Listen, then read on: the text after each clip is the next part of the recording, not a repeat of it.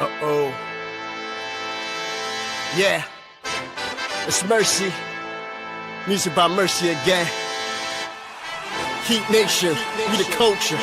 Yo, E, I need you to call timeout. Need Brady to set the floor plan. Tropical blanket. Open for the shot. Yo, Greg, set the pick. Still 5 on the floor, still ride for my dog. Still battle on the court, still survive in the war. Keep your eye on the ball, or get burned from the keep this mic off the wall without turning the cheek. From night to day, no sleeping paths or allowed to morning. The nut is sleeping us, never catch us snoring. Live from Miami, report in the heat with 5 reasons sports from the court to the streets. Yeah, Wake County, Heat Nation, we say it proudly.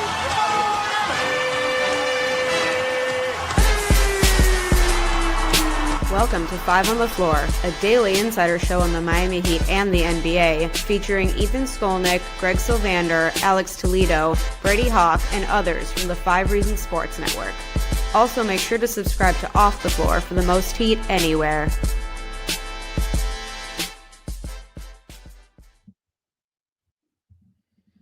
Welcome back to 5 on the Floor Live. I'm your host, Greg Sylvander. Tonight's floor plan with me, Alex Toledo. We don't often get to do episodes together, so this is a rare occurrence.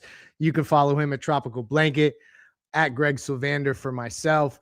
We're going to recap the Miami Heat's victory. They head into the All-Star break in the 8th seed in the East. They get a victory tonight in New Orleans, 123-111. We're going to talk about it. They're 2.5 games out of the 6th seed and a half game out of the 7th seed at the All-Star break. We will get into all the segments and things like that. Before we do, I want to give a major shout out to Off the Floor. Our Discord has become a really fun place to interact during games. We are watching the game, commenting, talking about it. Maybe we're looking ahead to the draft during portions of the game. Sometimes we're talking about theoretical trades or matchups or lineups.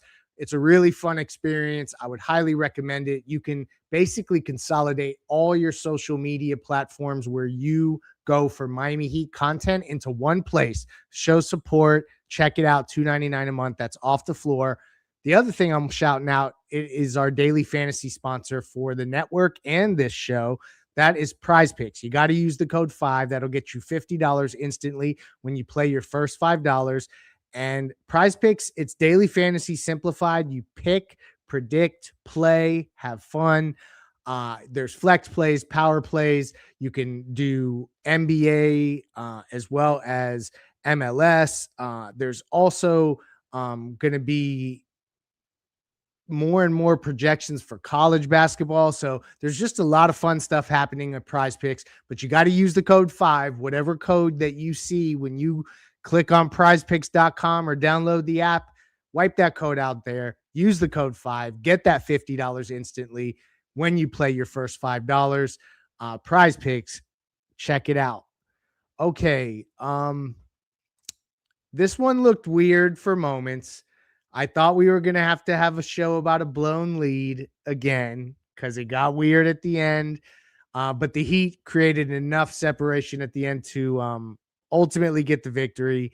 They're 29-27 at the All-Star break. So I kind of feel like this can be a little bit more of a macro view talk. But specific to this game, your initial thoughts, Alex, before we dive into the first segment. My initial thoughts are something that I was thinking watching them lose to the Jazz the other night is that this team is not fun to watch in their current iteration. These games have kind of been a drag. Yes. Their offensive process, it's not great. Like I always say this because I still think overall, even with the way that their offense came down after a strong start, I still think their emphasis on getting into offense quicker is still a positive thing. Because just in general, they should be playing the possession game and trying to get as many as they can, whether by playing fast, whether by winning the turnover battle or winning the rebound battle. Those are the things that they got to focus on because, again, like I say all the time, their actual offensive shot making and process is just not there. Like they've got to give themselves as many chances as possible. And specifically without Norm and Pella, not to be that guy, but they're just so much worse. not that they're world beaters when they're healthy, but like those two guys, for obviously very different reasons, kind of keep the team together, hold them together a little bit as starters. And, like their bench had really suffered over the past month or two. So when you take those guys out of the mix and you're promoting other bench players into the starting lineup, I just feel like they don't have a lot of strong lineups. Like they might have positives, there might be some things going for them, but overall, it's just they're not a very good team when they're healthy. But especially without Norman Pella, it just feels like they're, like they're a get it out the mud type of team, even more so than usual. And again, just another night where they didn't like when the 3-point shot is not falling for them, they just don't have a good offense, and they're relying on a pretty high frequency of threes for a team that doesn't have their 3-point shooters playing in Hero and Powell, right? Like Fontecchio is taking a lot of them because they need somebody to take threes out there. But like they're just so hard to rely on from a shot making standpoint because, like sometimes I would say they're okay in the paint. Sometimes they're not great. Sometimes they're all right. They're not like awesome there. At the rim, they're not good. From three, they're not good. And then also they have all these nights where they miss a bunch of free throws, and it happened again tonight. But look, like, they had 8 missed free throws tonight. And that's why when you look at it at the end, right, finishing with 9 more field goal attempts than the Pelicans and 14 more free throws, that's the key to winning a game for the Heat right now, even against a team like the Pelicans. But especially when you're missing the guys that you are, like that is literally what this comes down to. Yeah, the offense is really rough to watch without Norm. They shot 33% from 3 against Utah in that loss at home. Tonight, they did no better. They were 29.8, so we'll say 30% from 3. And to your point, Pele, he brings so many things that they need on a regular basis that you're right. They need both of those guys, but for very different reasons. And it helps some of the shooting tonight. Jaquez, 0 of 5 from 3. Kaz, 1 of 5. Bam, 2 of 9. Fontecchio, 4 of 12. It was rough.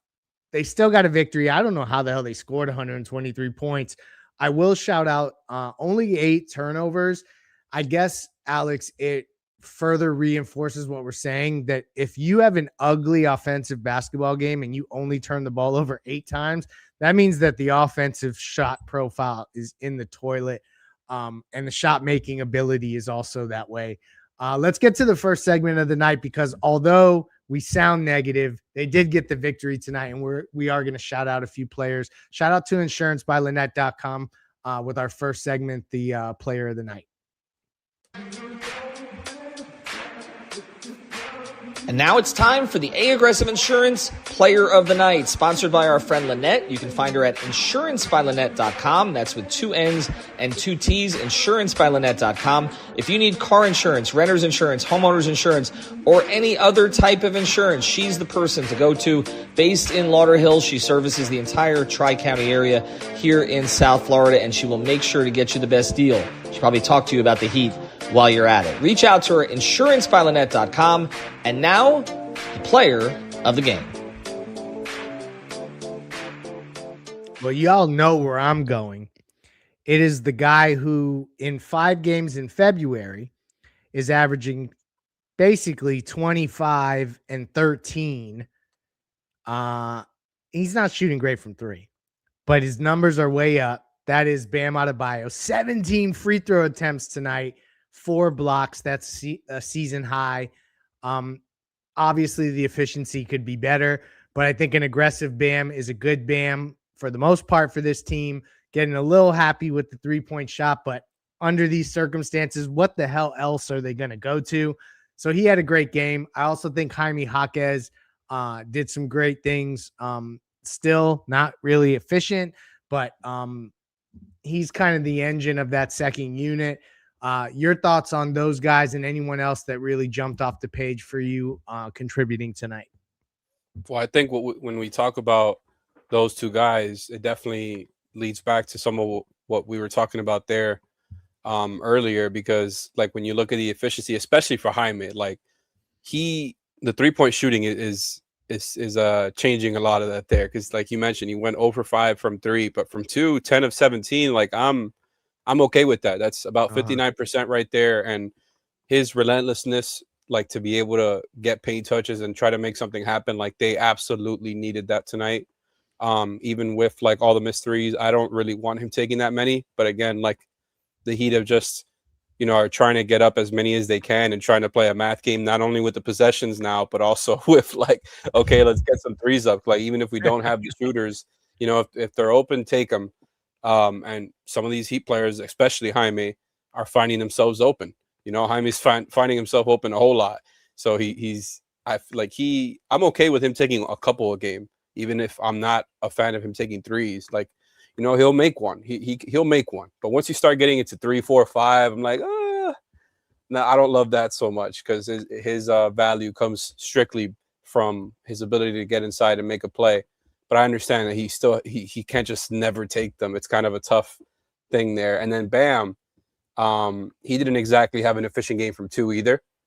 I will say that, like, it's not exactly like Jaime. He went 4 of 10 from 2 and 2 of 9 from 3.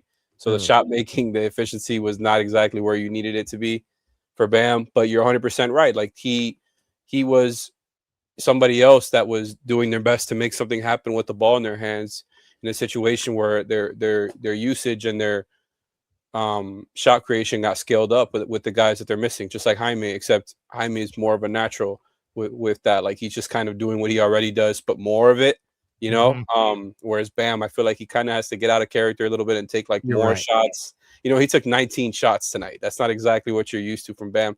What I will say, though, what I will give him credit for is getting to the free throw line 17 times. That's what really like got him so many of those points. Like I mentioned, the shot making wasn't great, but getting to the line 17 times is insane. Like no matter what the circumstances is. So that's not something that he's going to replicate very often, but that's 100% a positive for this team. So shout out to those guys for kind of being the reason that they were able to get through on the other side here offensively, even against a bad team. And look, like I know people are going to say, why aren't we shouting out Kalel here? Kalel, there's no doubt about it. As an offensive player, he's pretty productive every time he's given a real opportunity. For sure. My problems with him are more with other things, but on offense, I don't really have very many questions there as far as what he can do. Like him being just a guy who could easily finish stuff around the rim, who can give you the occasional post hook down low because he has a pretty soft touch down there. Obviously, what he does for you as an offensive rebounder, and that was another thing. Like they doubled up the Pelicans on the offensive boards tonight. Huge. So like those things are pluses for sure. Like I mentioned, my qualms with him are on the other end of the floor more than anything. But I will give him a shout out there for sure, because you needed every one of those 16 points that he gave you. And shout out Myron Gardner, man. Shout out Myron Gardner. And I think we might talk about him later for a little bit, but no, let's do it now. I think Myron Gardner is positioning himself for a standard contract. We all should be prepared for that to be a formality at some point. The Heat have open roster spots, and I think that is one way to go.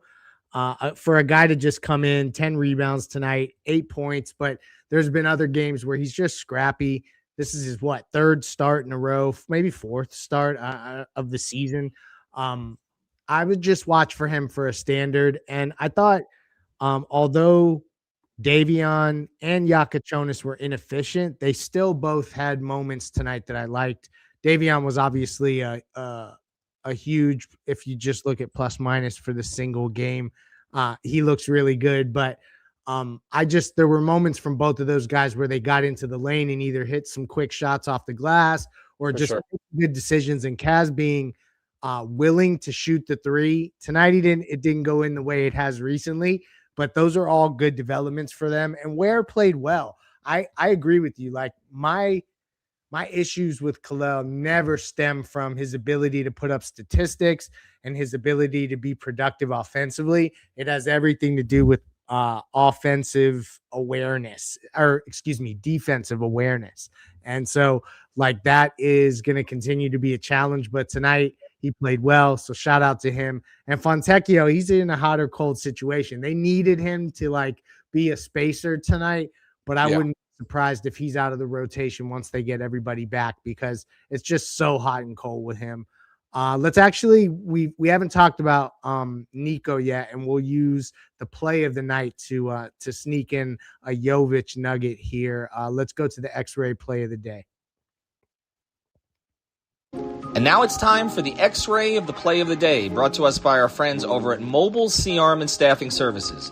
Nelson and his team will bring the X-ray equipment and the staffing to you. If you work in a hospital or a medical office, get a consultation today at c-armandstaffing.com or give them a call at 561-891-9620. Their fleet of trucks at your service. Again, it's Mobile C-Arm and Staffing Services, 561-891-9620. And now, the X-ray of the play of the day.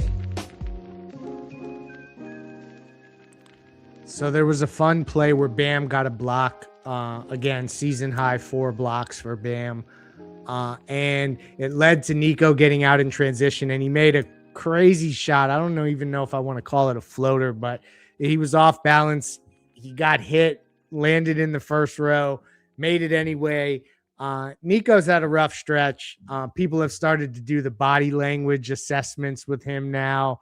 Obviously, confidence has been a question that his teammates have been asked about in terms of him getting through slumps and things like that. I know Bam was asked, but he had a nice play tonight, so shout out to him for that.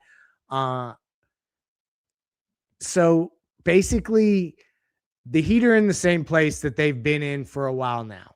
They're in this perpetual play-in situation. But we do have to acknowledge that as much as they are, and I'm trying to get exactly to the standings here. Bear with me, y'all. I promise you it'll be worth it. They are, 2.5 ahead of Charlotte for the 9th seed. So they're a bad stretch from being out of the playoffs. Technically, the play-in obviously gives you that extended life, but they're also 2.5 out of the 6th seed. So they can go in either direction. We're going to close tonight's show. Alex, one thing, the Heat don't play again until February 20th, my birthday. That's next Friday. They get 8 days off. Norm may not have that many days off with his first All-Star appearance. I'm interested to see how they handle that with the 3-point shootout and then his minutes in the All-Star game. Maybe the format will make it where it doesn't matter and he won't play much anyway.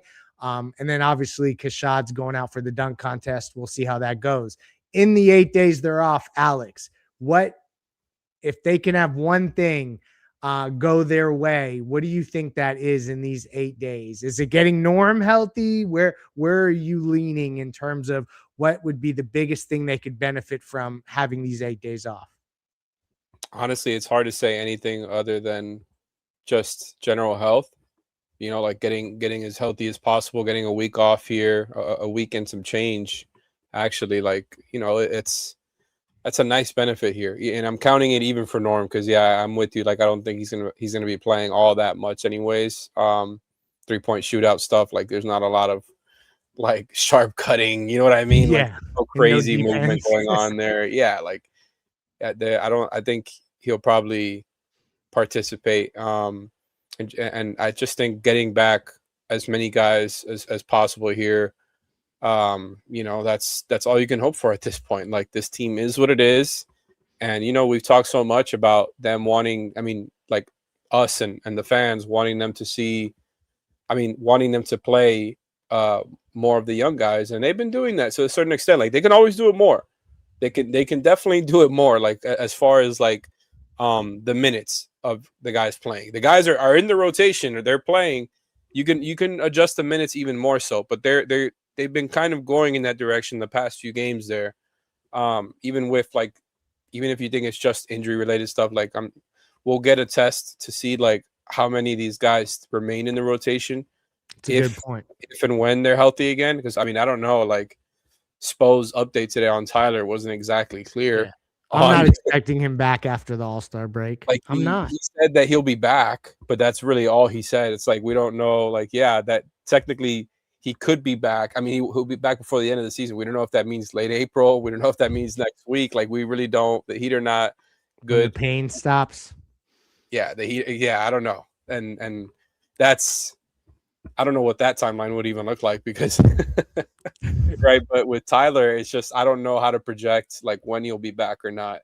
But getting Pella and Norm back healthy would obviously be a plus for this team. I guess I'll throw in Wiggins there, but that doesn't really feel like it was much more than just, he rested the last game, but that's just me speculating.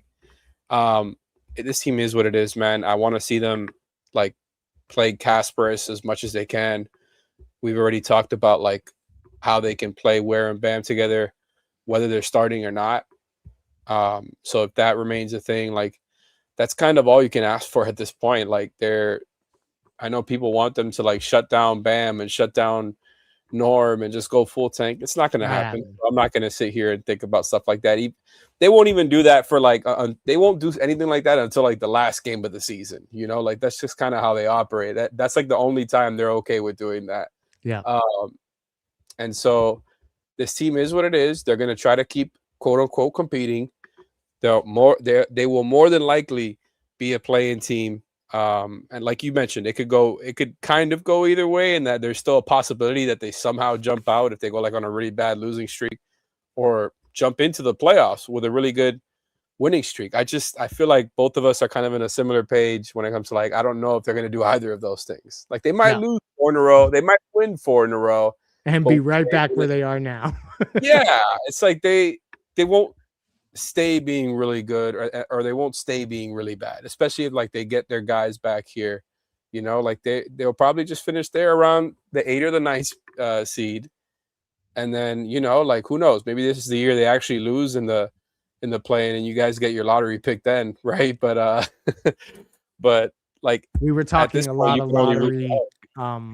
Just for anyone who doesn't join us on Discord, we were talking a lot of lottery draft analysis in the middle of the game, because that's how bad some of the basketball was. 15-win New Orleans team as well. But yeah, just so everyone understands where we're going with that, it would be fun. If you had to tell me I had to bet everything on them, because they're 2.5 back of the 6, 2.5 back of 9, which effectively, if the play-in were to just end as the seeding does, they'd be out. So they're 2.5 from being into the playoffs, 2.5 from being completely out right now. If I had to bet everything I owned on going one way or the other, I'll be dead ass honest. I have no guts. I probably would bet on them being on the outside looking in, but we shall see. Alex, I'm not going to put you on the spot for that. If you have a point of view, feel free to share it. But shout out to everyone. We will have you covered for the All-Star break. We're going to have you covered with off-day pods. We're going to get into some philosophical stuff about how the team is approaching the offseason and how they approach lots of things, commandments, all that fun stuff. Alex, any final thoughts before we wrap? No, I mean, this break will be good for guys. I think for people to take a break from this team, fans too. I think everybody just us too, right? Needs a little bit of a break. Yeah, for sure. I mean, look, we'll it'll be cool to see if like Keshad can win the dunk contest. I think he's got a real shot. He's insanely athletic. Like we know he can really dunk the ball. I hope he uses no props. Just go in there and do athletic, fun, hard dunks and don't miss. Yeah, minimize dribbling. No dribbling. I'm sorry. That was unnecessary. But yeah, it's good. It's good to get a break from this team. They are what they are. And yeah, like maybe for as much as people want to see them go the other direction, I understand that, and we'll save that type of conversation for another pod. Like there's only so far they can go. So if it's just like, if this is where they're at, like I'd rather see them play competent ball. True. And if that's what we're calling it with Norm and Pella, right? Like I'd rather see that team than even what we're seeing right now, as long as they're continuing to play Cass and give him more and more minutes. As long as they're continuing to play Bam and Ware, like I already know Jaquez and Pella, when they're in the mix, like those guys already have a pretty big role in the rotation. If you're moving in the right direction there, I think that's all you can ask for at this point. And the other thing I guess they have to ask for right now, they're a half game out of 7. Orlando's in 7. So the way that would work, 7 and 8 would play each other. The Heat don't want that. Orlando has been such a thorn in their side. So Them somehow, finally beating Orlando in the play-in would actually be kind of funny though, because and that it actually everybody would be wants it to very go the other Miami way. Heat like to all of a sudden come through then. On that note, we're all going to take a break from the team, but we'll still have you covered. Daily episodes, you know where to find them. Shout out Off the Floor, Prize Picks, Insurance by Lynette, Mobile C Arm and Staffing. Thank you, Alex, for your time, and good night.